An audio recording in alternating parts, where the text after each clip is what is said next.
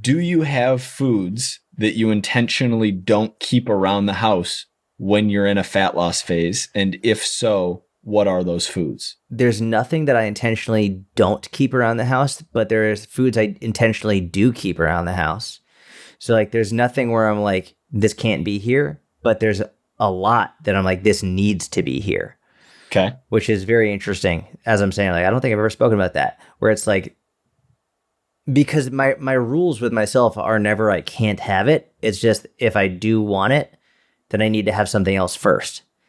And the main rule, especially in a fat loss phase, is I just need to hit my calories, my protein, and fiber. Like that's the main rule. Mm-hmm. And if I hit my calories and I'm a little bit hungry, then I'm hungry.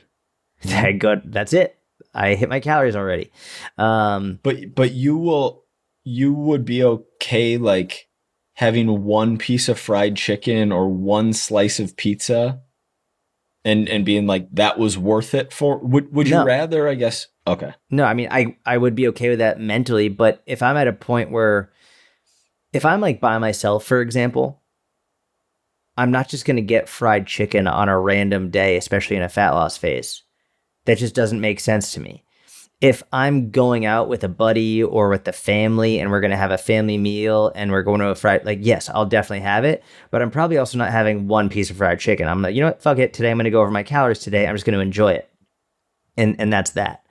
But the thing for me in a fat loss phase is when I'm by myself, it's so easy to be on point and dialed with my nutrition. So I'm not going out of the way to eat these not nutrient dense, not filling foods, even if they're more enjoyable taste wise, it just doesn't match up with my goals. It's interesting because the types of foods that you really like aren't foods that you could necessarily keep on hand. They're foods that need to be prepared. Yeah, like pizza, fried chicken, yeah, French fries. You're not as much of a sweet processed package as you are savory, higher fat, higher salt. That makes sense. Exactly. But the original point you were making is a good one, which is by having the good nutrient dense options readily available and having like a foods that you definitely keep around, that makes it much easier to adhere. Oh, so much easier. So I have like, whether it's watermelon, whether it's those prepackaged salad bags, it's the easiest lunch ever. Put some chicken on top of it or cottage cheese or something, get some extra protein. I always have miso soup on hand. That's like a night, because again, I like the savory. So at night, if I want to have something a little bit savory, just make some miso soup and that fills you up too. A bunch of fresh fruit, whether it's watermelon or apples or oranges. What else do I always have on hand? I mean, Greek yogurts. I always have like 000 Greek yogurts on hand. Yeah, that's pretty much it. And then it's so funny. Like I just do one fat loss phase a year, and then I'm good for the year. So it's really, I think a lot of people are constantly trying to be in a fat loss phase. Like they just do it all the time. Yep. Even though they're not actually in a fat loss phase, like they just think they are. So they'll have 1 or 2 days on, and then 5, 6, 7 days off. And they go back and forth, but they're always thinking about being in a fat loss phase. And that's where, especially when you're working with clients, making them like, hey, that's why I like sometimes the jab approach, where it's like, hey, we're going to have 1 week perfectly on and then 1 week maintenance, 1 week perfectly on and 1 week maintenance. Because when you just have like 1 week, you have to be perfect. They're so much more likely to be on point.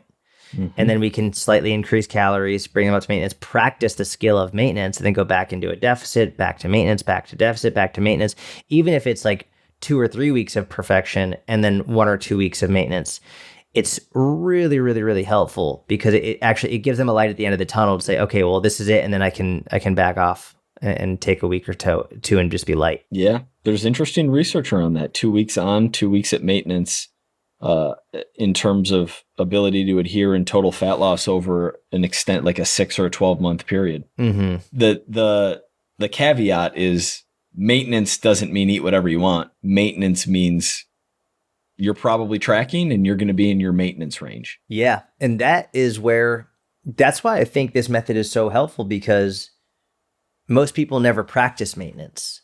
They're either in a fat loss phase or eating as much as they want. Mm-hmm. And so when it's like, hey, let's be very clear, you're in a fat loss phase for 2 weeks and a maintenance phase for 2 weeks. And your maintenance phase, you're eating 200 to 300 more calories a day. It's not that much. You're still tracking. All of a sudden it's like, oh, so this is what maintenance looks like. So when they do eventually reach their goal, they don't just rebound and gain it all back within 4, 6, 8 weeks. It's like, oh, okay, so I know what maintenance actually looks like. It's a great point.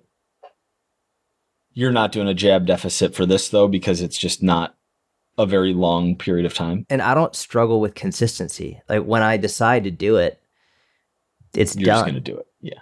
Yeah. I don't need, and if I need a day or so off, I'll take it. Yeah. And then I get right back on track. Like if I'm having a holiday or whatever.